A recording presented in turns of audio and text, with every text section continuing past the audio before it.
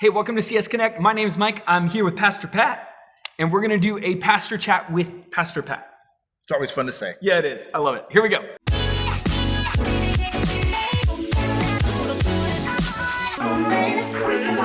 So, Pat, we just finished up the weekend. Yeah. Psalm 73. Yeah, it's a great song. I learned something really unique that made so much sense. Yeah. You live in Queen Creek. Yes. And apparently you understand country music. I was like, oh, I get it now. Yeah. I actually live in Santan, so it's even worse. It makes more sense. Yes, and I'm from Montana. I can't. Oh, okay, there you go. Yeah, You don't where have the a cowboy choice. boots Yes. is really the question. Yes, yeah. I got rid of those when I moved down here. Okay, so are you a country music fan? Yeah. I'm very eclectic with music. I like almost any music. Okay. Yeah. All right. Yeah. But I do like country as well.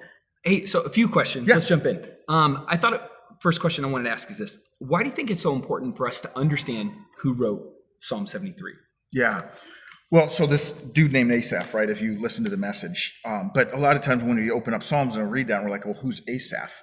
But it's important for us to understand he wasn't, as I said in the message, he wasn't a spiritual minnow. He was a mature believer. He was leading leaders of worship, leading people that would lead worship. So this guy knew his scripture at that time. He knew who God was. He was a devout follower of God.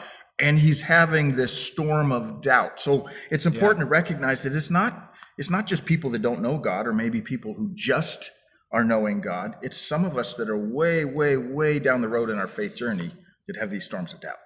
That's good. That's good. You focused on a verse, and I wanted to quote it here, and I want to ask you about it. It says this, till I entered the sanctuary of God. Talk to us about that. Unpack it. Why is that important for us to put a period on today? Yeah. Well, again, if you haven't heard the message, you got to go back and listen to it, because I spend quite a bit of time unpacking that. But it's so important to unpack. That's his entire perspective changes there. Like all of us, he's having this storm of doubt. He's wrestling. He's looking around.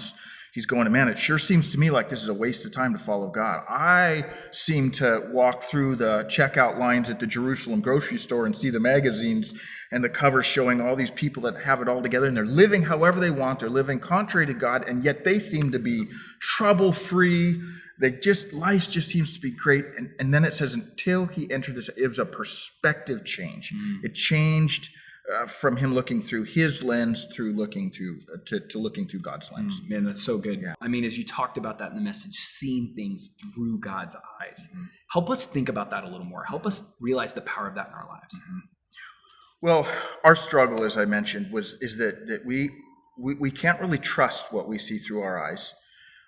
Because we have family background, and there were some good things that we probably got from our families and some lies we got from our families. Culturally, there's some good things we get from our culture, and there's some lies we get from our culture. So when we look at this world through our eyes, the truth is we can't always trust our eyes. And that's what happened to Asaph 3,000 years ago, and what happens to us sometimes is we start to see it through our lens, through our perspective. But when we enter the sanctuary of God, verse 17, we start seeing things through God's perspective. And God sees the whole picture. Yeah. He sees the truth. And what verse 17 actually ends, he says, till I entered the sanctuary of God, then I saw their end.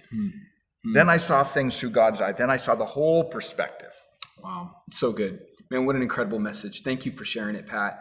If you didn't get to watch it, we hope you'll tune in and be a part of the conversation we're having as we go through the summer in the book of Psalms. Yeah. Have a great day. Thank you.